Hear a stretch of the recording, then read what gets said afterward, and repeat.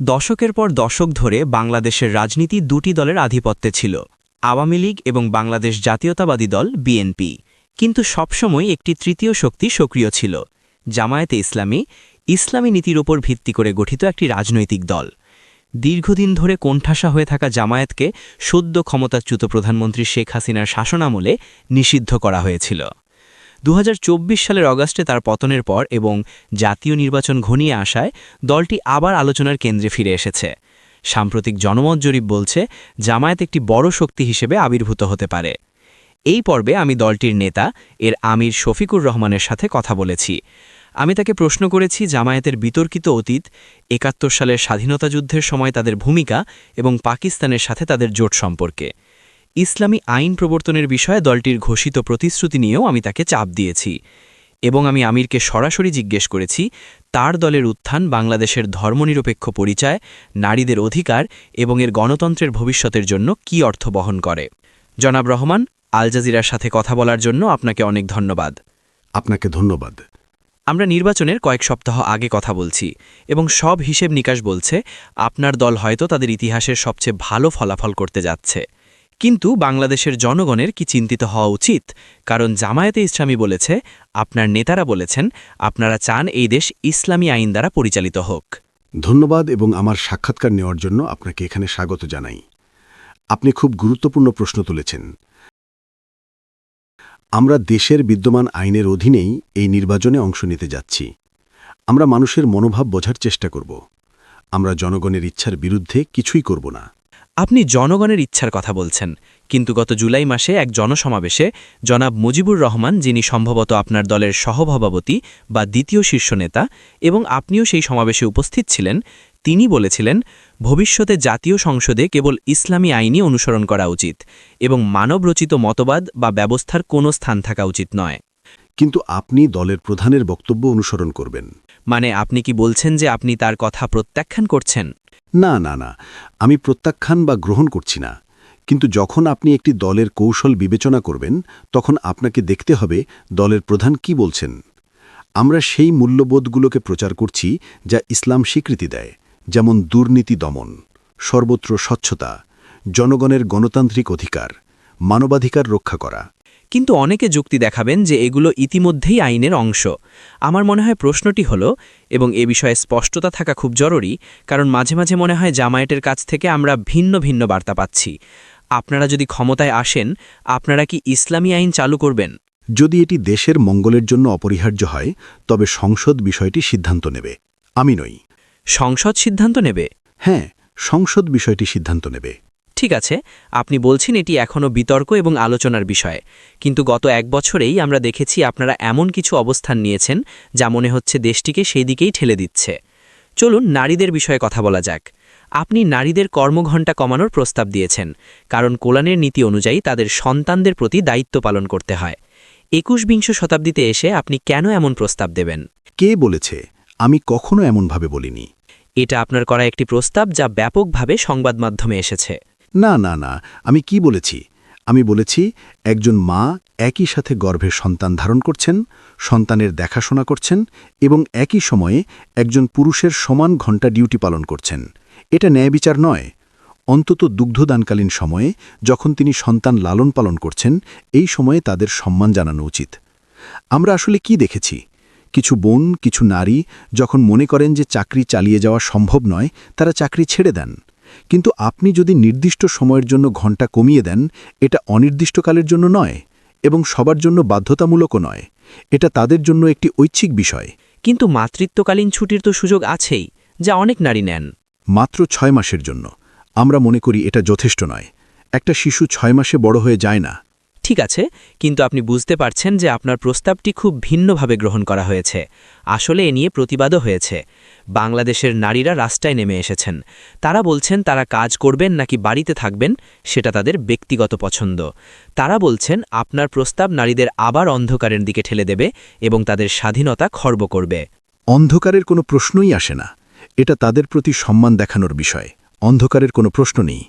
আমরা কখনো এমন বলিনি এবং আমরা কখনো এমন চিন্তাও করি না। তাহলে তারা প্রতিবাদ করছেন কেন? হ্যাঁ, কিছু অ্যাক্টিভিস্ট আছেন যাদের মতাদর্শ আমাদের সাথে সম্পূর্ণ সাংঘর্ষিক। তারা রাস্তায় আসতেই পারেন, আমরাও তাদের সম্মান করি। আমরা মতপ্রকাশের স্বাধীনতাকে সম্মান করি। তারা আসতে পারেন, কিন্তু তারা সমাজের খুব নগণ্য একটি অংশ। জনাব, আপনি জানেন যে বাংলাদেশের কর্মক্ষেত্রে লক্ষ লক্ষ নারী কাজ করছেন, বিশেষ করে তৈরি পোশাক শিল্পে, যাদের 50%-রও বেশি নারী। তারা সেখানে পৌঁছতে দশক দশক ধরে সংগ্রাম করে আসছেন। তারা এই গতানুগতিক ধারণা বা স্টেরিওটাইপের বিরুদ্ধে লড়াই করেছেন যে নারীদের কেবল অভিভাবক ও মা হতে হবে এবং সন্তান দেখতে হবে। পুরুষরাও সেই দায়িত্ব নিতে পারেন। এবং ভয়ের কারণ হল আপনার প্রস্তাব ঘড়ির কাঁটা উল্টো দিকে ঘুরিয়ে দেবে, কারণ এখন আপনার কর্মঘণ্টা নিয়ে বিধিনিষেধের কারণে নিয়োগকর্তা হয়তো আর নারীদের নিয়োগ দিতে চাইবেন না। এটা আপনার উদ্বেগ, কিন্তু এটা বাস্তব ঘটনা নয়। আমার বক্তব্যের পর আমি কয়েকটি গার্মেন্টস ইন্ডাস্ট্রি পরিদর্শন করেছি। আমি কোথাও এমন কিছু দেখিনি, বরং তারা স্বস্তি অনুভব করছেন। তারা ভাবছেন, হ্যাঁ, আমরা 2 বা 2.5 বছর পর আবার চাকরিতে ফিরে আসার সুযোগ পাব। কিন্তু যখন তারা ঝরে পড়েন, তারা আর ফিরে আসেন না। আচ্ছা, যেমনটি আমি বলেছি, প্রতিবাদ হয়েছে, কিন্তু আপনি তার নাকচ করে দিয়েছেন। আপনি বলেছেন তারা মতামতের খুব ছোট অংশ। কিন্তু জনাব রহমান, আপনি বলেন যে আপনি নারীদের সম্মান করেন এবং বিশ্বাস করেন নারীরা নেতৃত্বের পদে আসতে পারেন।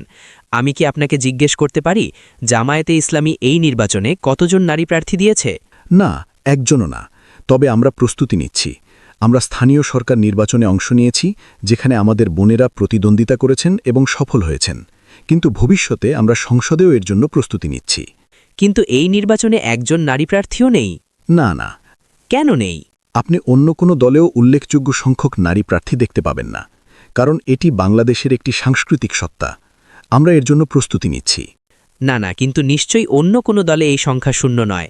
কেন একজন নারী প্রার্থী নেই? উত্তর হল, আমরা এর জন্য প্রস্তুতি নিচ্ছি। ঠিক আছে, কিন্তু জামায়াতের প্রধান পদের কি হবে?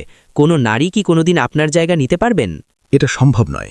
এটা সম্ভব নয়, কারণ আল্লাহ সবাইকে তার নিজস্ব সত্তা দিয়ে সৃষ্টি করেছেন। আপনি কখনোই সন্তান ধারণ করতে পারবেন না। আমরা কখনোই সন্তানকে বুকের দুধ খাওয়াতে পারব না। এটা সৃষ্টিকর্তা প্রদত্ত, এবং পুরুষ ও নারীর মধ্যে কিছু পার্থক্য রয়েছে। আল্লাহ যা তৈরি করেছেন, আমরা তা পরিবর্তন করতে পারি না। আমি বুঝতে পারছি না।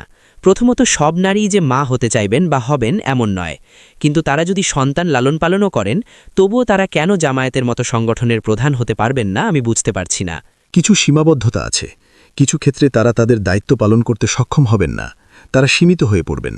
শারীরিক অসুবিধা, আপনি জানেন, আমরা এটা অস্বীকার করতে পারি না। আমি আসলে জানি না। কেন জানেন না? একজন মা যখন সন্তানের জন্ম দেবেন, তিনি কিভাবে দায়িত্ব পালন করবেন? এটা কি সম্ভব? কখনো না। আল্লাহ সবকিছু সবচেয়ে ভালো জানেন। আপনি এমন একটি দেশে এই কথা বলছেন যেখানে গত 3 দশক ধরে নারী প্রধানমন্ত্রীরা দেশ শাসন করছেন। এটা বেশ বিস্ময়কর। আমরা তাদের প্রতিবাদ করিনি। আমি আগেই বলেছি, আমরা তাদের প্রতি অসম্মানজনক নই। কিন্তু আপনি যদি বিশ্বের দিকে তাকান, উন্নত বিশ্বের দিকে তাকান, কতজন নারী সামনে এসেছেন? চমৎকার। আপনি বলছেন তারা একটি সংগঠনের প্রধান হতে পারবেন না, অথচ তারা 160 থেকে 70 কোটি মানুষের দেশের প্রধানমন্ত্রী হতে পারেন। তাহলে পরিষ্কারভাবেই নারীরা নেতৃত্বের পদের জন্য যোগ্য। এমনকি বিশ্বের অধিকাংশ দেশও এটাকে বাস্তবসম্মত মনে করেনি। এটাই বিশ্বের বাস্তবতা। আপনার দেশসহ অনেক দেশেই নারী নেত্রী ছিলেন। খুব কম দেশ। এটা কৌতূহলীজনক, কারণ আপনি আসলে বিএনপির সাথে একটি জোট সরকারের অংশ ছিলেন। বেগম খালেদা জিয়া, একজন নারী, প্রধানমন্ত্রী ছিলেন। আপনি কি মনে করেন প্রধানমন্ত্রী হিসেবে তিনি ভালো কাজ করেছেন?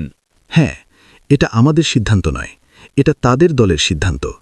আমাদের ওই দলের মতামতকে সম্মান জানানো উচিত। আমরা কারো উপর কিছু চাপিয়ে দিতে পারি না।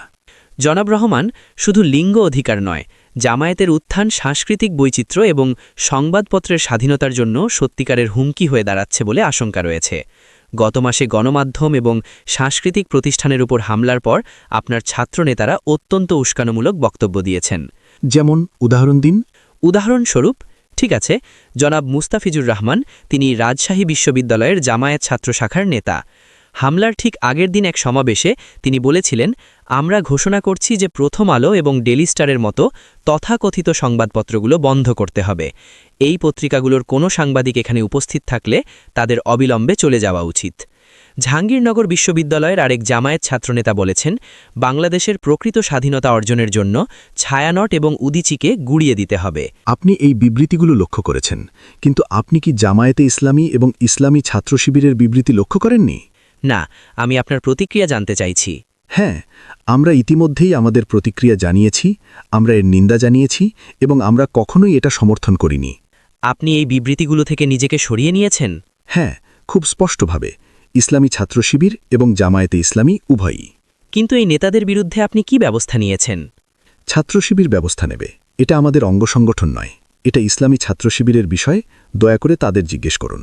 কিন্তু এটা তো জামায়াতের ছাতার নিচেই খুব শক্তভাবে অবস্থান করছে। না না না, ছাত্রদল বা ছাত্রলীগের মতো অন্যান্য সংগঠনের মতো এটি জামায়াতের ছাতার কোনো আইনি অংশ নয়। তাদের গঠনতন্ত্রে ঘোষিতভাবেই তারা এই দলের সহযোগী সংগঠন। তাহলে এই নেতাদের শাস্তি দেওয়ার ক্ষমতা আপনার নেই? আমরা শুধু আমাদের মতামত এবং পরামর্শ দিতে পারি। মানুষ ভুল করতে পারে, আপনাকে তাকে সংশোধন করতে হবে, তাকে ছুঁড়ে ফেলা কোনো পথ হতে পারে না। কিন্তু যদি সে আবারও একই কাজ করে, তবে আপনি ব্যবস্থা নিতে পারেন। না, কারণ তিনি বলছেন বাংলাদেশের প্রকৃত স্বাধীনতা অর্জনের জন্য এই সংগঠনগুলোকে গুড়িয়ে দিতে হবে। এটা খুবই কড়া ভাষা। হ্যাঁ, এজন্যই তাদের সতর্ক করা হয়েছে। ঠিক আছে, আপনি কি মনে করেন না যে তাদের শুধু মৃদু ভর্ৎসনা দিয়ে ছেড়ে দেওয়াতে আপনার নিন্দার গুরুত্ব নিয়ে প্রশ্ন ওঠে? মনে হয় এটা কিছুটা অকার্যকর। আপনি বলতে পারেন, কিন্তু আমরা যা করেছি আমরা তা আন্তরিকভাবে করেছি। ঠিক আছে স্যার, আমি কি জিজ্ঞেস করতে পারি, জামায়াত ক্ষমতায় এলে বাংলাদেশে সংখ্যালঘুদের কি হবে? আমি জানি আপনি বলেছেন সব ধর্মকে সমানভাবে দেখা হবে, কিন্তু জামায়াতের পাঠি রেকর্ড কিন্তু অন্য কথা বলে, তাই না? সেই রেকর্ডটা কি? আমি কয়েকটি উদাহরণ দিচ্ছি। হিউম্যান রাইটস ওয়াচ বলেছে যে 2001 থেকে 2006 সালে আপনি এবং বিএনপি ক্ষমতায় ছিলেন, তখন হিন্দুদের ওপর হামলা উদ্বেগজনকভাবে বেড়েছিল। বেশিরভাগ ক্ষেত্রেই অপরাধীরা ছিলেন বিএনপি এবং জামায়াতে ইসলামীর সদস্য। আমরা চ্যালেঞ্জ দিচ্ছি, জামায়াতে ইসলামের কেউ এমন কোনো ধ্বংসযজ্ঞ বা হামলায় জড়িত ছিল না। আপনি কি জামায়াতে ইসলামীর জড়িত থাকার যে কোনো অভিযোগ পুরোপুরি অস্বীকার করছেন? হ্যাঁ, যে কোনো হামলা। বাংলাদেশের স্বাধীনতার পর থেকে এবং এখনও বেশ কয়েকবার আমরা খুব স্পষ্টভাবে এটি বলেছি। ঠিক আছে, আপনি হিউম্যান রাইটস ওয়াচকে প্রত্যাখ্যান করছেন। আমাকে জাতিসংঘের কথা জিজ্ঞেস করতে দিন। অগস্ট অভ্যুত্থানের পর সংখ্যালঘুদের ওপর সাম্প্রতিক হামলার বিষয়ে জাতিসংঘের একটি রিপোর্টে বলা হয়েছে যে কিছু জামায়াতে ইসলামী এবং বিএনপি সমর্থক ধর্মীয় এবং ক্ষুদ্র নৃতাত্ত্বিক গোষ্ঠীর ওপর প্রতিশোধমূলক সহিংসতায় জড়িত। আমি এটা প্রত্যাখ্যান করছি। স্যার, আপনি কি কিছুটা ডিনায়ালের মধ্যে আছেন? আমি দুটি ভিন্ন সময়ের দুটি আন্তর্জাতিক সংস্থার দুটি মানবাধিকার রিপোর্ট উল্লেখ করেছি এবং আপনি বলছেন এসব সবই মিথ্যা। হ্যাঁ হ্যাঁ, সব মিথ্যা বলছি না। বাস্তবতা হলো হামলা হয়েছে, কিন্তু আমরা এর সাথে জড়িত নই। দয়া করে তাদের সুনির্দিষ্ট মানুষের নাম বলতে দিন, আমরা ব্যবস্থা নেব। স্যার, জামায়াত ইতিহাসের এক বিশাল নেতিবাচক বোঝাও বহন করছে, তাই না? 1971 সালে পাকিস্তানের বিরুদ্ধে বাংলাদেশের স্বাধীনতা যুদ্ধের সময় পাকিস্তান সেনাবাহিনীর সাথে যুদ্ধাপরাধের অভিযোগ রয়েছে আপনাদের। আনুমানিক 30 লক্ষ মানুষ নিহত এবং 3 লক্ষ নারী ধর্ষিত হয়েছিল সেনাবাহিনী এবং তাদের সহযোগীদের দ্বারা। আপনার অনেক নেতা দোষী সাব্যস্ত হয়ে মৃত্যুদণ্ড পেয়েছেন। এটা কি ঝেড়ে ফেলার মতো খুব অন্ধকার একটি পাতো? আপনি আমাকে অনেক জটিল প্রশ্ন করছেন, এটি আরেকটি। দয়া করে অতীতের দিকে তাকান। তখন কি হয়েছিল? জামায়াতে ইসলামের সিদ্ধান্তটি ছিল একটি রাজনৈতিক সিদ্ধান্ত। এটি কোনো সশস্ত্র বাহিনীর বিষয় ছিল না। একটি রাজনৈতিক দল হিসেবে তারা অখণ্ড পাকিস্তানকে সমর্থন করেছিল। কেন আমরা এটা করেছিলাম? তৎকালীন জামায়াতে ইসলামীর নেতারা ভবিষ্যৎবাণী করেছিলেন যে ভারতের সাহায্যে পাকিস্তান ভাগ হলে বা স্বাধীনতা পেলে এটি হবে বাংলাদেশের উপর আরেকটি আধিপত্য। এবং গত 15 বছরে আমরা যা অভিজ্ঞতা পেয়েছি। আমি রাজনৈতিক দৃষ্টিভঙ্গির কথা জিজ্ঞেস করছি না, আমি যুদ্ধাপরাধের কথা জিজ্ঞেস করছি। হ্যাঁ, আমি সেখানেই আসছি। আমরা ওই সময় কখনোই কোনো অপরাধে জড়িত ছিলাম না। আপনি বলবেন, তাহলে আদালত কেন মৃত্যুদণ্ড বা যাবজ্জীবন দণ্ডাদেশ দিয়েছে? এটি ছিল সম্পূর্ণ বিকৃত এবং বিপথগামী বিচার। এটি ছিল বিচারের নামে অবিচার। কেন এবং কিভাবে? 5ই আগস্টের পরিবর্তনের পর একই আদালত আমাদের এক নেতা এটিএম আজহারুল ইসলামের একটি বিচারাধীন মামলার রায় দিয়েছে এবং তারা আগের রায়ের উপর অনেক মন্তব্য করেছে। স্যার, আমি কি আপনাকে জিজ্ঞেস করতে পারি, স্বচ্ছ বিচার নিয়ে উদ্বেগ থাকতে পারে, কিন্তু জামায়াত যে নৃশংসতার সাথে জড়িত ছিল তার কি অনস্বীকার্য প্রমাণ নেই? 1972 সালে ইন্টারন্যাশনাল কমিশন অফ জুরিস্টস বলেছিল পাকিস্তান সেনাবাহিনীর আত্মসমর্পণের কয়েকদিন আগেই শত শত বাঙালি বুদ্ধিজীবীকে হত্যা করা হয়েছিল। এই হত্যাকাণ্ডগুলো ঘটিয়েছিল একটি আধা সামরিক বাহিনীর সদস্যরা, যা জামায়াতে ইসলামীর অ্যাকশন সেকশন বলে বিশ্বাস করা হয়। 1971 সালের নিউ ইয়র্ক টাইমসের একটি রিপোর্টে বলা হয়, পূর্ব পাকিস্তান জুড়ে পাকিস্তান সেনাবাহিনী নতুন আধা সামরিক বাহিনী প্রশিক্ষণ এবং নিয়োগ করা হচ্ছে এবং নিয়োগপ্রাপ্তদের মধ্যে জামায়াতের অনুসারীরা ইনক্লুডেড। আমি এমন অনেক রেফারেন্স দিতে পারি। হ্যাঁ, আমি এই পয়েন্টে আসছি। দেখুন, ওই সময় কিছু বাহিনী ছিল, মিলিটারি, অর্ধ মিলিটারি বাহিনী ছিল। তারা পাকিস্তান আর্মি দ্বারা পরিচালিত এবং নিয়ন্ত্রিত ছিল, অন্য কেউ বা কোনো সংগঠন দ্বারা নয়। কিন্তু জামায়াত সেই আধা সামরিক বাহিনীর অংশ ছিল যারা এই নৃশংসতা চালিয়েছিল। না না না, আমি আপনাকে উত্তর দিচ্ছি। যদি কেউ ওই সময় কোনো নৃশংসতায় জড়িত থাকত, তাহলে কেন তাদের বিরুদ্ধে একটিও মামলা করা হয়নি?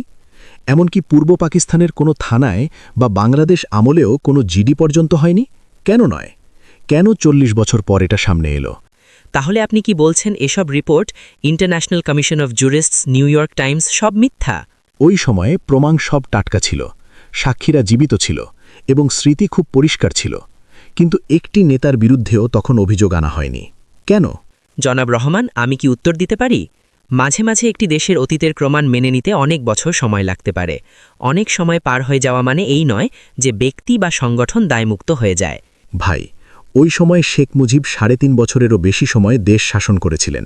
তিনি যথেষ্ট সময় পেয়েছিলেন। তিনি ১৯৫ জন যুদ্ধপরাধীর তালিকা করেছিলেন এবং তারা সবাই ছিল পাকিস্তানি, বাংলাদেশের কেউ নয়। এটা কৌতূহলীজনক স্যার, কারণ গত বছর নিউ ইয়র্কে একটি অনুষ্ঠানে আপনি বলেছিলেন ১৯৪৭ সালের পর থেকে জামায়াতে ইসলামীর দ্বারা যদি কেউ আঘাতপ্রাপ্ত বা ক্ষতিগ্রস্ত হন, আমি সকল ব্যক্তি এবং সংগঠনের পক্ষ থেকে নিঃশর্ত ক্ষমা প্রার্থনা করছি। যেন আপনি স্বীকার করে নিচ্ছিলেন যে সমস্যা রয়েছে, জামায়াতের কিছু সম্পৃক্ততা ছিল, তা না হলে আপনি কেন এটা বলবেন? এটা অনুমানের বিষয় নয়, বরং যেহেতু আমরা মানুষ, আমাদের সংগঠন মানুষের তৈরি, তাই মানুষ যে কোনো ভুল করতে পারে। ৭১-এর নৃশংসতা সহ? ভুল এবং নৃশংসতা এক নয়। আমি কখনো নৃশংসতা বলিনি, আমি বলেছি ভুল।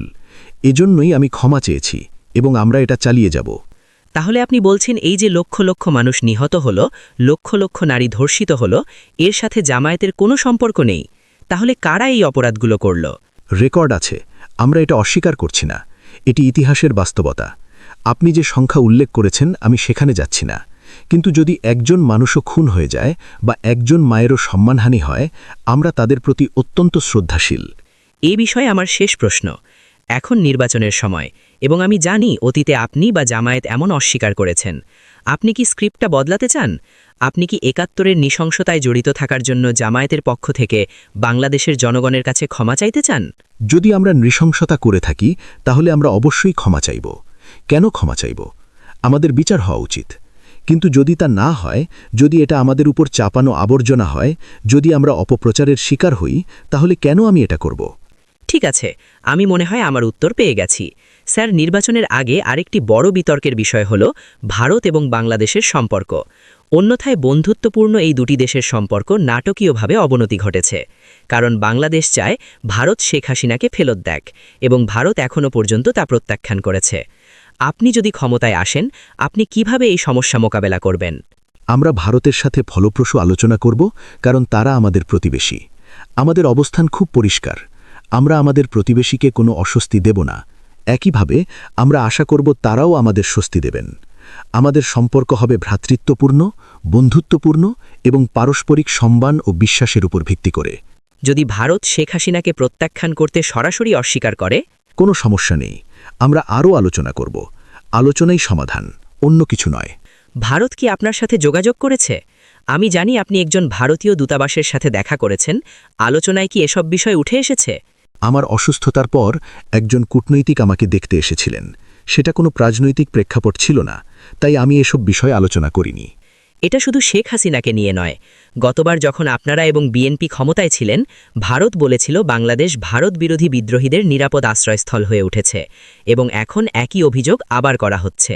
ভারত বিরোধিতার প্রশ্নই আসে না, বরং আপনি বলুন মানুষ প্রো-বাংলাদেশী, বাংলাদেশপন্থী। কেন ভারত বিরোধী? আমরা প্রো-বাংলাদেশী, এবং প্রত্যেক নাগরিকের উচিত সবার আগে নিজের দেশকে ধারণ করা। অনেকে যেমন মনে করেন, আপনারা কি পাকিস্তানের প্রতি বেশি ঝুঁকে আছেন? প্রশ্নই আসে না। কোনো জাতি বা দেশের প্রতি আমাদের কোনো নির্দিষ্ট ঝোঁক নেই, বরং সবার সাথে ন্যায্য সম্পর্ক বজায় রাখতে আমরা প্রতিজ্ঞবদ্ধ। আমার শেষ প্রশ্ন স্যার, এই নির্বাচন পরিবর্তনের জন্য, বিশেষ করে লক্ষ লক্ষ তরুণের জন্য যারা শেখ হাসিনা বিরোধী অভ্যুত্থানের অংশ ছিল, তারা পরিবর্তন দেখতে চায়। কিন্তু আমরা যা আলোচনা করলাম, নারী, সংখ্যালঘু, সব বিষয়ে জামায়াতের রেকর্ড, তা বিবেচনায় নিয়ে আপনি কি বিশ্বাস করেন আপনারা বাংলাদেশে পরিবর্তন আনতে পারবেন? জনগণকে বিষয়টি সিদ্ধান্ত নিতে দিন। আমি আপনাকে একটি সাধারণ উদাহরণ দিতে পারি।